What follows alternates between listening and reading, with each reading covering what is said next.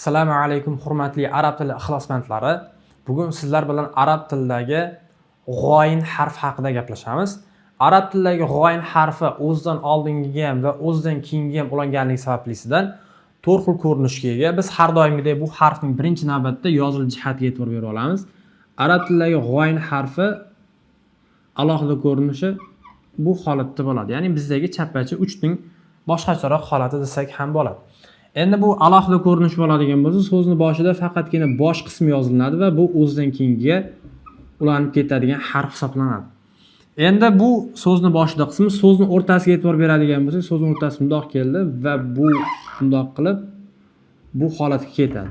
Bu yerda e'tibor beradigan jihatimiz bu dumaloq holatda bo'lib qolmasligi kerak. Agarda bu dumaloq holatda bo'lib qoladigan bo'lsa, bizdagi fa harfi bo'lib qoladi. Ya'ni fa harfiga o'xshab qoladi. O'shaning uchun buni yozilish jihatida ozgina bu taraflari burchakroq holatligiga e'tibor bera olishimiz kerak bo'ladi.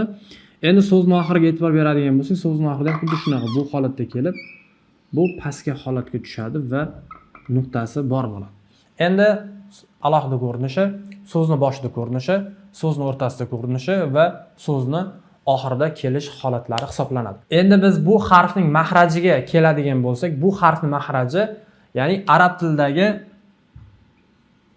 xo harfi bilan mahrajdosh, ikkalasining mahraji bitta, ya'ni halqumni yuqori qismidan hosil bo'ladi. Ya'ni bu ham xo kabi tirnalgan holatda hosil bo'ladi. Endi buni sifatlariga e'tibor beradigan bo'lsak, sifatlari jahr, ya'ni jarangli, tovush paychalar bir-biriga yaqinlashadi, havo kam chiqadi, lekin tovush baland holatda va tovush paychalarida titrash holati bo'ladi. Endi ikkinchi sifatiga keladigan bo'lsa, ikkinchi sifati bu harf ham rohova, ya'ni holatda, sirg'algan holatda hosil bo'ladi. Uchinchi sifatiga keladigan bo'lsak, isti'la, bu ham g'a emas, balki g'o holatda, tilning orqasini yuqori yumshoq tangligiga ko'targan holatda, yo'g'on holatda hosil qilishimiz kerak bo'ladi. To'rtinchi sifati infitoh, ya'ni bu ochiq harf hisoblanadi. Ya'ni bunda hech qanaqa tilimizning o'rtasi va yuqori tanglik, ya'ni og'iz bo'shlig'imizda hech qanaqa siqilish bo'lmagan holatda hosil bo'ladi. Bu harfning ham o'ziga xos sifatlari yo'q. Ya'ni buni faqatgina 4 ta sifatlari bor. Ya'ni jahr, rohova, isti'la va infitoh sifatlariga ega va buni o'ziga xos sifatlari yo'q. Bu harfni xuddi shunaqa xo kabi sukunli holatiga e'tibor berishimiz kerak. Ya'ni o'zi sukunli bo'lib, o'zidan oldingi harf harakati fathali bo'lganligiga e'tibor berishimiz kerak bo'ladi. Nimagaki?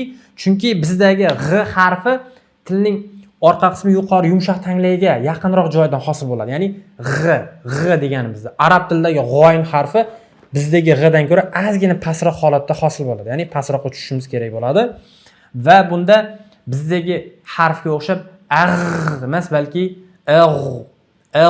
holatda, ya'ni isti'la sifatini berishimiz kerak bo'ladi. Agarda isti'la sifatini beradigan bo'lsak, bu ham mahraj ozgina pastroqqa tushadi va o'z mahrajidan hosil bo'ladi.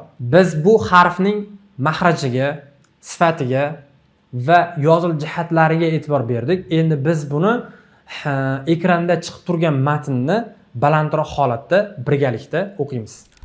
G'o, g'i, g'u, g'om, g'oba, g'il, g'oyru, bag'lu, farg'u, g'oba, mablagh, maghrib, ighlib, ighfir, ishtaghala, yashtaghilu, istaghfara, yastaghfiru. Darslarimiz o'z nihoyasiga yetdi. Ila liqo, ma'as salama.